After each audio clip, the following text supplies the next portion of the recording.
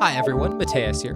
So I just wrote my first script for Reaper. Today I want to show you just a little bit about what it does, why I decided to write it, and then maybe even just give you a bit of inspiration on ways that you can improve your own workflow in whatever DAW you use. Let's get into it. So first off, what does this script do? So essentially what it does is it takes all of the volumes of the selected tracks and it applies them into a volume plugin. This first one was at -15, and now the fader is at unity, but the plugin sets it to -15. This essentially makes it so that I have more control over the fader because we're close to unity. Basically, when you're further away, the fader is less sensitive. And when you're close to unity, the fader is more sensitive. But then the plugin allows us to get close to the actual volume that we're looking for. And then currently, it doesn't do anything to faders that are set at unity. You'll see that we have it applied to this track, and this track, but this one, which was already at unity, is not affected by that. So how would I go about using this in an actual track? Well, a lot of this comes down to my workflow when I am mixing. What you're looking at right now are the multi-tracks from my remix of Self-Checkout.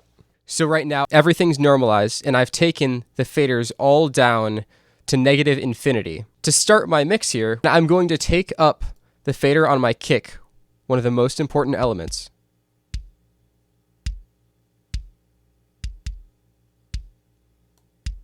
And I want that to be hitting roughly -18 dB, which gives me the headroom that I need for everything else. And then, just using my ears, I start to bring up my other tracks. And then I bring in the bass.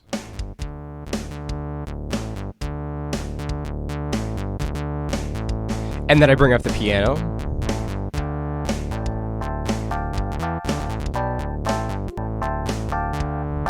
Then maybe I start going over and I do like the leads.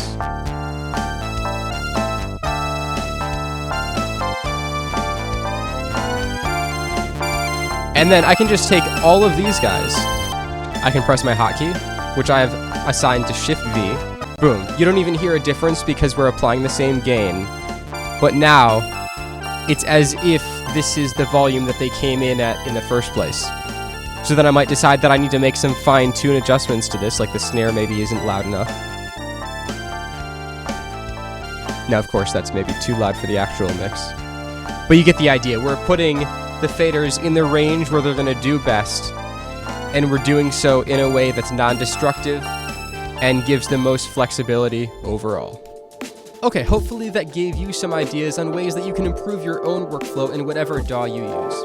If you happen to use Reaper and want to try out this script, I've left a link in the description to where you can download it, as well as some instructions on how to install them. If you enjoyed the video, I'd really appreciate it if you give it a like, leave a comment, share it with your friends, subscribe, all of that stuff. It helps out a lot. Thank you for watching. Have an awesome day.